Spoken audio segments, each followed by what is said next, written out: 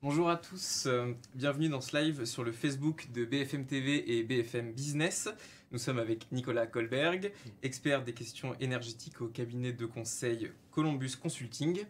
Vous allez pouvoir lui poser toutes vos questions et nous essaierons d'y répondre pendant la vingtaine de minutes que nous allons passer ensemble. Le thème de ce live, il est assez simple. Va-t-on pouvoir se chauffer cet hiver et à quel prix ? On va peut-être commencer déjà avec une première question entre nous en attendant celle du chat. Risque-t-on en fait véritablement des coupures d'électricité pour les particuliers cet hiver, comme l'envisage la Première ministre Elisabeth Borne, dans le pire des scénarios? C'est déjà une bonne question. Bon, déjà, bonjour à tous ceux qui sont là et ceux qui vont nous écouter et poser les questions. Effectivement, ça c'est une question qu'on me pose, mais j'aimerais dire qu'on ne me la pose pas que depuis cet hiver. C'est-à-dire que régulièrement, on me demande si on aura des pénuries d'électricité cet hiver ou quoi. Je me souviens que les premières fois qu'on m'a posé ces questions, c'était en 2016, quand on avait des vagues de froid, parce qu'il faut bien comprendre que l'électricité, c'est pas un bien qui se stocke, il faut que production soit égale à consommation à tout moment, et qu'en France, on a une particularité, c'est qu'on a un pays qui est thermosensible. C'est-à-dire que quand la température baisse d'un degré et que tout le monde augmente son chauffage, on a plus d'appels en puissance, et donc on a besoin tout de suite de beaucoup plus d'électricité. On dit que quand en Union Européenne, la température baisse d'un degré, l'appel en puissance électrique, la moitié de l'appel de puissance électrique en Europe se fait en France. Donc il faut comprendre que ça a toujours été une grande question sur la France. Là, ces 2-3 dernières années, on pose plus souvent la question. En 2020-2021, on avait déjà la ministre Barbara Pompili qui avait dit qu'on pourrait avoir des coupures ciblées. Donc là, j'ai tous les journalistes qui m'appellent, qui me disent est-ce que c'est vrai ou pas. J'avais dit que c'était déjà vrai à l'époque, mais j'estimais que la probabilité était faible. Je disais aux journalistes à cette époque-là, si vous me demandez de parier de l'argent, je mets de l'argent dessus, je vais peut-être perdre, mais je pense que j'ai une espérance de gain qui est plus élevée. C'était encore peu probable. C'était encore peu probable. Il faut voir que depuis, la situation s'est vraiment dégradée. Et j'insiste sur ce côté pour pas que les gens croient que c'est que la crise en Ukraine qui fait ça. On a plusieurs phénomènes. Pourquoi est-ce que ça s'est dégradé? Parce que cette année, on a beaucoup de maintenance du nucléaire qui était prévue, notamment pour prolonger les réacteurs nucléaires. C'est ce qu'on appelle le grand carénage. On va prolonger les réacteurs de 40 à 50 ans. Et pour ça, l'autorité de sûreté nucléaire dit il faudra les hisser à un certain niveau de sûreté, donc à un niveau de sûreté équivalent à celui de l'EPR. Donc ça prend longtemps, c'est ce qui fait qu'il y a des réacteurs qui sont arrêtés pendant 6 mois pendant l'année pour faire tous les travaux dessus. Et il y a eu aussi un phénomène de corrosion sur les réacteurs les plus puissants du parc. Donc ça date de décembre 2021. On a découvert des corrosions sur certains circuits du parc nucléaire. Donc c'est ce qui fait qu'on les a arrêtés. Donc on a beaucoup de réacteurs nucléaires qui sont arrêtés. Et les pays voisins ne peuvent pas nous importer de l'électricité, nous exporter de l'électricité à l'infini. C'est limité par les interconnexions. Donc tout ça fait qu'il y a une probabilité que j'estime assez forte qu'il y ait des coupures d'électricité ciblées qui pourront durer 2 heures pour les particuliers. Dans le pire des scénarios, ça veut dire que le pire des scénarios, c'est quoi? Vous entendez souvent que la moitié des réacteurs nucléaires sont arrêtés en ce moment. Je rassure tout le monde, la moitié des réacteurs nucléaires ne seront pas arrêtés cet hiver. Par contre, ils ne reviendront pas tous. Donc la question c'est... Mais ils reviendront à partir de quand? Ça, c'est le planning de maintenance d'EDF. Donc normalement, c'est prévu que le maximum revienne pour février. Donc là où on a le plus de risques. Mais ça va être très progressif. Donc suivant le moment où on a une vague de froid, ça pourrait mal se passer. Si on a une vague de froid en octobre, ça se passe mal en octobre. Une vague de froid en octobre, c'est peu probable. Mais si ça arrive, ça peut mal se passer. Et à tout ça, la guerre en Ukraine a ajouté une autre inconnue. C'est que, est-ce que nos voisins exporteront autant d'électricité qu'on voudrait bien chez nous? Parce que nos voisins produisent de l'électricité à partir de gaz. Pas que à partir de ça. Mais si nos voisins disent, en fait, on va économiser du gaz en produisant moins d'électricité, en limitant un peu nos exports, et ben pour la France, c'est cuit. Ouais. C'est aussi pour ça qu'en ce moment, entre la France et l'Allemagne, il y a des accords qui se jouent pour que la France puisse envoyer du gaz à l'Allemagne pour préserver son industrie et que l'Allemagne nous renvoie ça sous forme d'électricité. Donc, pour répondre simplement, oui, les coupures d'électricité chez les particuliers, c'est possible, c'est de l'ordre du possible cet hiver avec une probabilité élevée. Ça dépend de combien de réacteurs reviendront, de s'il fait froid, de s'il y a du vent, puisque comme on commence à avoir beaucoup d'éolien, le vent est devenu un facteur de sécurité d'approvisionnement électrique. ça va aussi dépendre de quand est-ce que tombe cette vague de froid. L'année dernière, on a eu une vague de froid au moment de Noël. Alors les gens ne savent peut-être pas, mais Noël, c'est un moment de creux de consommation d'électricité. Pourquoi? Parce que toutes les entreprises sont arrêtées, tout simplement. On a eu ce froid mi-janvier, c'était cuit. C'était cuit, on partait sur des coupures tournantes d'électricité. C'est pas ce qui s'est passé, heureusement. Mais voilà, là on est dans ce degré d'incertitude pour cet hiver-là. C'est pour ça que une chose est sûre, c'est que c'est un hiver qui est quand même différent des autres. Parce qu'on a Steven, par exemple dans le live, Steven Bertrand, qui dit tous les hivers c'est pareil, arrêtez un petit peu. Est-ce que c'est vraiment... Ah non, tous les hivers c'est pas pareil. Ouais. Ah non, là on est dans une situation particulière. Ce que je veux dire, c'est qu'on m'a souvent posé la question en fonction de la disponibilité du parc nucléaire et des vagues de froid qu'on avait. En 2012, on était beaucoup plus surcapacitaire, on avait beaucoup plus de moyens de production. On n'avait pas fermé les centrales à charbon et les centrales au fioul. Hein. C'est aussi pour ça que c'était beaucoup plus sécurisé, parce que en plus des problèmes que j'ai évoqués sur le parc nucléaire, on a fermé beaucoup de centrales fossiles ces dernières années. Donc, si j'ai voulu donner l'impression que cet hiver était comme les autres, je m'en excuse parce que c'était pas le cas. Et en fait, cet hiver, on a plusieurs facteurs qui viennent là. On a les corrosions sur le parc nucléaire, qui là sont graves, et ça, on l'avait pas avant. On a le pic de visite décennale du parc nucléaire. Ça, pareil, c'était moins structurant les autres années. On a la crise en Ukraine, qui est un facteur aggravant en raison des exports qui pourraient être limités chez nos voisins. Alors, qui pourrait, hein, c'est un point d'interrogation. Je ne sais pas exactement comment ça va se passer, parce que je ne sais pas exactement comment ça va se passer avec la guerre en Ukraine, évidemment. Donc cet hiver est particulièrement à risque. Et j'ai bien dit qu'en 2020-2021, quand Barbara Pompili nous dit, donc la ministre de l'énergie de l'époque nous dit, on pourrait avoir des coupures ciblées, je disais bien aux journalistes, si vous voulez, on parie là-dessus. Moi, je parie qu'il n'y en aura pas. Parce que je pense qu'il y a une probabilité qui existe, c'est normal que la ministre se couvre, mais je pense qu'il n'y en aura pas. Cet hiver, je ne mets pas de l'argent dessus. Donc la probabilité est effectivement élevée, et cet hiver est particulièrement à risque. Effectivement, l'internaute qui a commenté ça a raison. Oui. On a aussi Anthony Guerrero Crespel qui nous demande si l'État prévoit toujours la fermeture des réacteurs à partir de 2025. Alors non. Non mais... alors, c'est une bonne question. Il faut comprendre que la planification énergétique, bon, historiquement, l'État s'en occupait pas trop. Enfin, historiquement, je veux dire, depuis qu'on a fait le parc nucléaire et qu'on a posé le crayon, l'État avait un petit peu abandonné ses prérogatives là-dessus. Avec l'accord de gouvernement entre les Verts et le PS, on a dit qu'il fallait réduire à 50% la part du nucléaire à horizon 2025. Horizon qui a été repoussé à 2035 sous le premier quinquennat de Macron. Parce que, alors en 2012, on disait qu'il fallait fermer 24 réacteurs. En 2017, on a fait le calcul, c'était plus que 17, parce que forcément, l'effet des pourcentages fait que quand vous ajoutez des moyens de production renouvelables, la part de nucléaire baisse alors que les réacteurs produisent tout autant. Donc on avait fait le calcul, et c'était Nicolas Hulot qui était sorti du bois en disant il faudrait fermer 17 réacteurs nucléaires en 8 ans. On avait tous dit, non, ça va pas la tête. Enfin déjà, les 2 réacteurs de Fessenheim, il ne faut pas les fermer, vous en fermez pas 15 de plus. Hein. Donc, il y a toujours cet objectif qui est inscrit dans la loi, qui n'a rien de contraignant. Par contre, il y a une chose qui est sûre, c'est que dans la situation dans laquelle on est, et vu les rapports de RTE sur la sécurité d'approvisionnement, on ne fermera aucun autre réacteur d'ici 2025 pour des raisons politiques.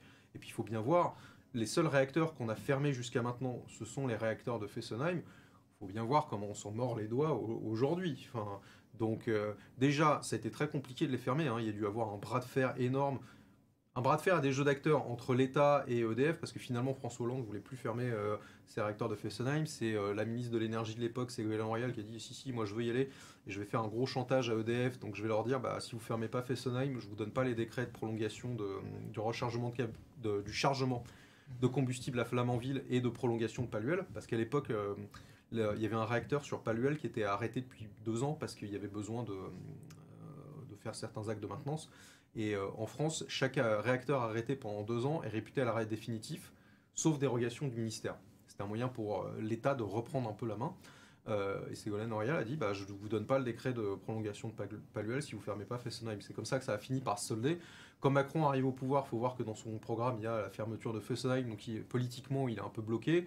EDF lui dit ouais, mais nous on avait prévu de fermer, donc si vous nous dites qu'on laisse ouvert, il n'y a pas de problème.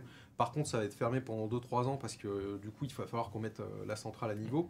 Bon, tout ça c'est soldé par la fermeture de Fessenheim qu'on regrette tous, et le président a bien dit pendant le discours de Belfort, on ne va pas fermer des réacteurs nucléaires qui fonctionnent si l'autorité de sûreté nucléaire qui nous dit qu'ils fonctionnent. Donc théoriquement dans la loi, il y a toujours écrit 50% de nucléaire en 2035. On n'en sera pas loin finalement aujourd'hui, parce que vu que le nucléaire a vraiment baissé en production, on ne sera pas loin des 50%, mais on voit bien que là, que c'est un mauvais indicateur finalement. Mais il n'est plus question de fermer des réacteurs qui fonctionnent aujourd'hui. On va déjà les prolonger jusqu'à 50 ans, et après on verra ce qu'on fait. Quel est actuellement l'état de l'indépendance énergétique justement de la France quand on voit des réacteurs fermés? Où est-ce qu'on va s'approvisionner en cas de besoin? Comment ça se passe? Où on en est concrètement? Alors, où est-ce qu'on en est concrètement? Alors, indépendance, j'aime pas trop ce mot. Je préfère sécurité d'approvisionnement, parce qu'on n'est jamais indépendant. Typiquement, j'entends souvent l'uranium qu'on a, il vient du Niger, du Canada, du Kazakhstan, donc on n'est pas indépendant. Bah, on n'est pas indépendant parce que là, mais on est sécurisé en approvisionnement parce qu'on a 3 ans de combustible devant nous, et si l'un de nos fournisseurs fait défaut, on peut s'approvisionner ailleurs, on peut dire qu'on recycle un petit peu plus de combustible en France, enfin, il y a des solutions. Sur l'électricité, en fait, quand le nucléaire produit moins, il y a 2 choses qu'on fait, c'est qu'on produit plus d'électricité à partir de gaz. Donc il y a beaucoup de centrales à gaz en ce moment en France qui tournent très bien. Catastrophe au niveau des coûts et au niveau écologique, mais bon. Et on fonctionne beaucoup avec des imports. Sur les 6 premiers mois de l'année, il y a 5 mois où la France a été importatrice d'électricité alors que normalement elle est exportatrice. Donc là, c'est nos interconnexions qui sécurisent l'approvisionnement électrique français. Forcément, quand le nucléaire produit à ce point-là peu d'électricité, on est obligé de s'approvisionner chez les voisins. On a Marie Gigou qui nous dit le problème vient du prix de l'AREN, pas d'EDF, au niveau des prix de l'électricité. Qu'est-ce qu'on peut lui répondre? Qu'est-ce qu'on peut lui répondre? Bon, déjà, pour tout le monde, on va expliquer ce que c'est que l'AREN. L'AREN, c'est l'accès régulé à l'électricité nucléaire historique. En gros, c'est ce qui fait que EDF doit vendre une partie de son nucléaire à un prix régulé à 42 € et pas sur le marché. Alors, elle en vend à ses concurrents pour que les concurrents puissent le répercuter à leurs clients, mais EDF vend aussi du nucléaire régulé à ses clients à elle. Ça veut dire que si vous êtes au tarif régulé, vous avez une part de nucléaire régulé dans votre facture, et si vous êtes un acteur de marché, si vous êtes un dentiste ou un aciériste et que vous vous fournissez chez EDF, en fait, EDF vous met du nucléaire régulé dans votre facture. Donc ça, c'est ce qui protège le consommateur contre les hausses de prix.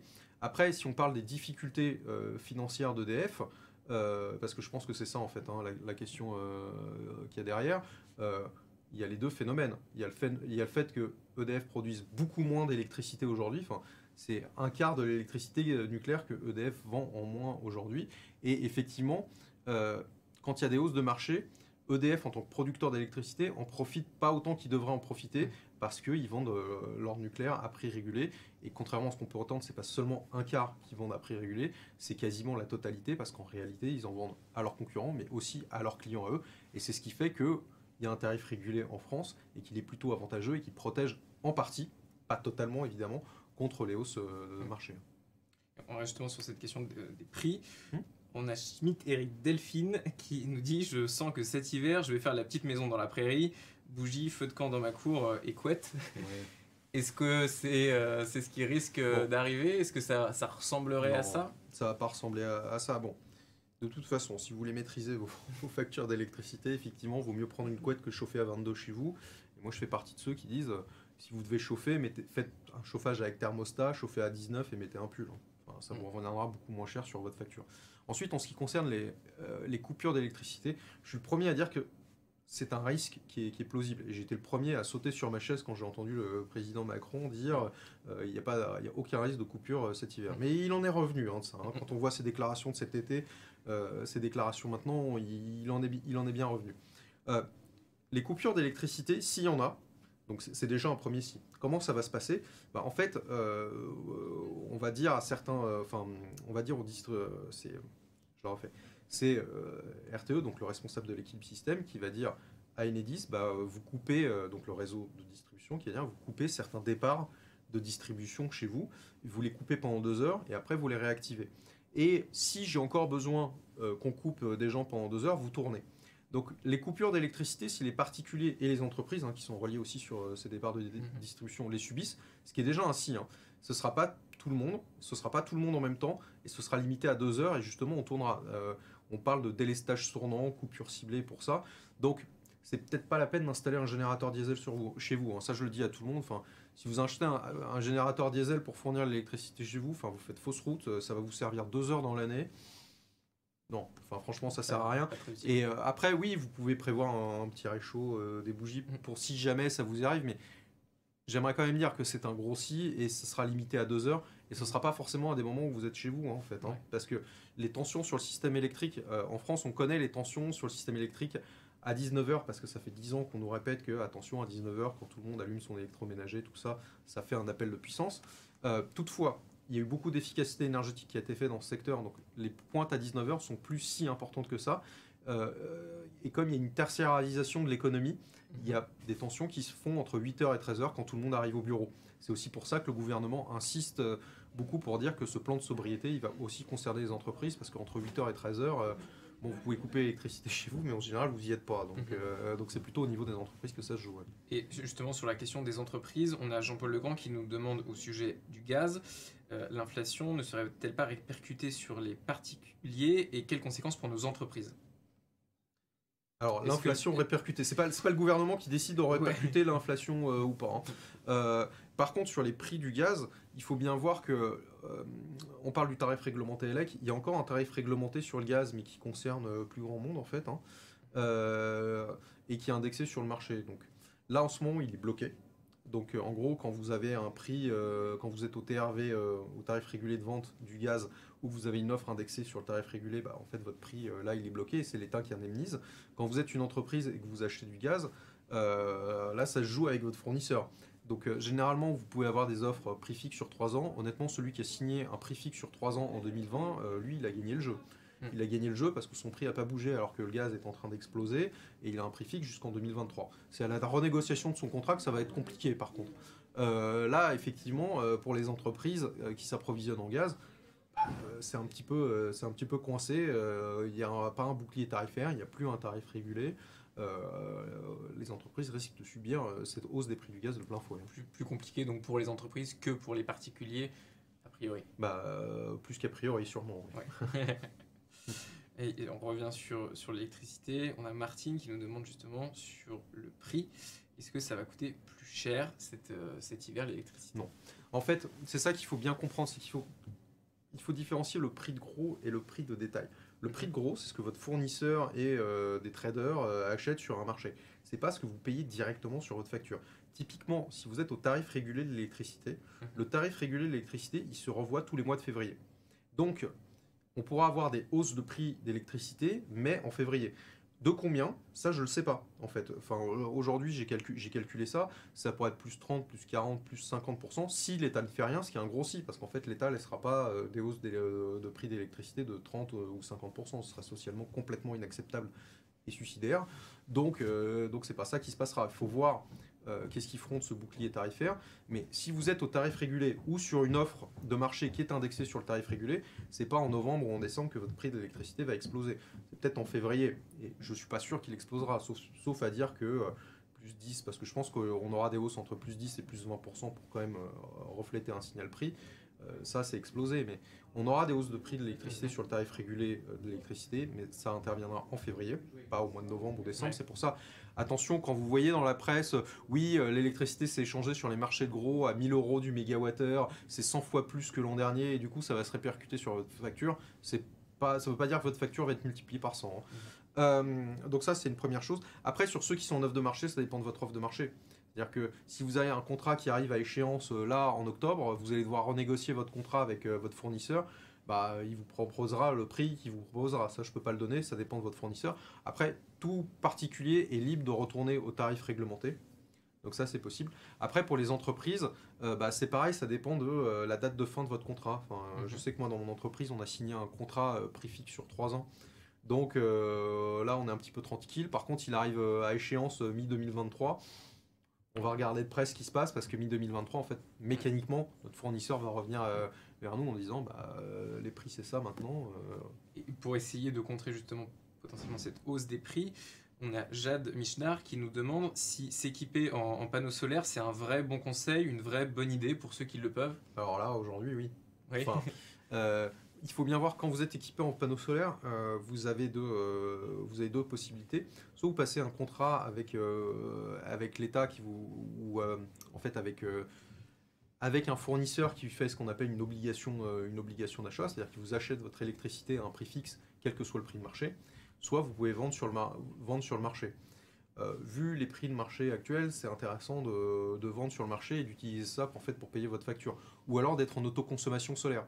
Après, et c'est ça ce que je reproche à ce marché européen, c'est que moi, les signaux prix, là, les prix, je peux vous les donner sur 3 ans, je ne peux pas vous les donner sur plus longtemps. Un panneau solaire, sa durée de vie, c'est sur 15 ans. Donc là, en gros, si vous prévoyez d'amortir votre panneau solaire sur 15 ans, et si vous me demandez, est-ce que c'est rentable de mettre un panneau solaire sur mon toit pendant 15 ans? Je vous dis oui, si vous avez une garantie derrière qui vous permet de couvrir vos coûts. C'est généralement ce qu'il y a avec cette obligation d'achat ou ce contract for difference, enfin ça porte différents noms. Si vous vendez sur le marché, je peux rien vous dire. Parce que je ne sais pas ce que sera le marché de demain. Et c'est vraiment ce que je reproche à ce marché. C'est qu'en fait, on nous a dit que ça va permettre de faire la transition énergétique, de financer de nouveaux moyens de production. En fait, c'est absolument pas le cas. Le marché vous donne une visibilité sur 3 ans, un moyen de production. Ne serait-ce que le déployer, ça peut prendre plusieurs années. Un parc éolien, ça peut prendre entre 4 et 7 ans à être déployé. Donc en fait, quand vous décidez aujourd'hui de déployer un parc éolien, vous avez un signal prix qui ne sera pas du tout celui qui sera dans 4 ans parce qu'en fait, vous n'avez pas eu la visibilité là. C'est ça qui est un petit peu difficile et c'est pour ça que moi je défends l'idée d'une planification long terme et d'un contrôle par les États parce qu'il n'y a que les États qui peuvent donner des signaux prix sur plusieurs années, hein, enfin sur plusieurs dizaines d'années. D'accord. Alors peut-être on peut essayer de faire une dernière question rapidement parce qu'on va devoir bientôt conclure. On a Jean-Paul Legrand qui nous dit que les entreprises qui n'ont pas un contrat bloqué avec du gaz vont voir les prix augmenter, donc forcément se répercuter sur leurs produits. Est-ce qu'à terme, ça risque d'être un problème, notamment pour l'emploi? Oui. Bah voilà, réponse courte, oui. Hein. Enfin, on parle souvent de réindustrialisation. Enfin, une réindustrialisation avec des prix de l'énergie qui sont aussi délirants et aussi volatiles, ça n'a aucun sens. Enfin, personne ne fera ça. Et effectivement, suivant aussi la place que l'énergie occupe dans votre structure de coût, vous le répercutez différemment. Et c'est d'ailleurs pour ça qu'il y a énormément d'économies d'énergie à faire dans tout le tertiaire et les bureaux. Parce que quand vous êtes une grande entreprise de conseil, comme la mienne, l'énergie, c'est pas ça vos coûts. En fait, les structures de coûts chez nous, c'est les loyers, les salaires. Donc quand les prix de l'énergie sont multipliés par 5, ça n'a pas directement un impact sur l'aval. C'est un peu un impact sur ma rentabilité, mais on fait attention à ça. Quand vous êtes un producteur d'aluminium, les coûts de l'énergie, c'est 50 à 80% de vos coûts. Donc forcément, quand vous avez une hausse des prix de l'énergie, soit vous la répercutez à l'aval, soit vous rentrez plus dans vos frais et vous faites faillite. Et donc effectivement, il y a un problème sur l'emploi à long terme. Au moins, la réponse est plus que claire. On va devoir maintenant terminer ce live. Merci beaucoup Nicolas Goldberg pour vos éclairages. Vous pouvez évidemment continuer à suivre l'actualité autour de cette question de la crise énergétique sur notre site internet bfmtv.com, sur le site aussi Business et sur nos différents réseaux sociaux, Facebook, Twitter, TikTok et Instagram. Très bonne soirée et à bientôt.